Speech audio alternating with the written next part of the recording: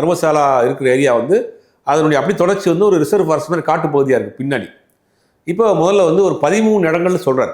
13 இடங்கள் 12 இடங்களும் சொல்கிறார். ஒருத்தர் மாஸ்க் போட்டு வந்து அவர் தான் அந்த துப்புரவு தொழிலாளி. அவர் அப்படி வெளிப்படை சொல்லலாம். அவர் உயிருக்கு ஆபத்து எவ்வளோ பெரிய இடத்துல சொல்லிட்டு இருக்காரு. அவர் கோர்ட்டுக்கு போகிறப்ப மாஸ்க் போட்டு தான் போனார்.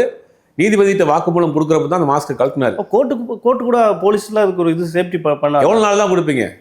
எவ்வளோ சொல்கிற இடம்லாம் மிக மிக விவிஐபியாக இருக்காங்களே.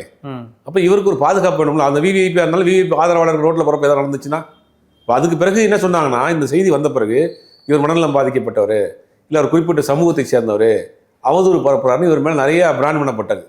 ஆனால் அது இல்லாமல் நீதி தைரியமாக நீதி கிடச்சி ஆகணும்னு ஒரு நீதிமன்றத்துக்கு போன பிறகு தான் இப்பயும் வந்து அவரை மாஸ்க் போட்டு தான் கூட்டு போகிறாங்க. தர்மசாலா கோயிலுக்கு பின்னாடி ஒரு 12 இடம் 13 இடம் காட்டுறாரு. இந்த இடங்களெல்லாம் நான் புதைச்சிருக்கேன் அப்படின்னு. சில மண்டை ஓடுகள்லாம் கிடைச்சது. அதான் முதல்ல ஒரு இடத்த தோன்றாங்க, அங்கே ஒன்றும் இல்லை. 3வது இடத்த தோன்றாங்க, அங்கேயும் ஒன்றும் இல்லை. 6வது இடத்த தோன்றப்ப தான் என்ன பண்ணுறாங்கன்னா, சில மண்டை ஓடுகள், முதுகு தண்டுவடம், கைகாலுடைய எலும்புக்கூடுகள், சில இப்போ பெண்களுடைய சேலை, வளையல் இதெல்லாம் எடுக்கிறாங்க. 6வது இடத்துல இருக்காங்க. அப்புறம் 7வது இடம் 8வது இடம் 11வது இடத்துல தோன்றப்ப தான் நூற்றுக்கணக்கான மண்டை ஓடுகள் இந்த மாதிரியான புதைச்சி என்ன இருக்கும் 10 வருஷம் 5 வருஷம் புதைச்சது எல்லாத்தையும் எடுக்கிறாங்க.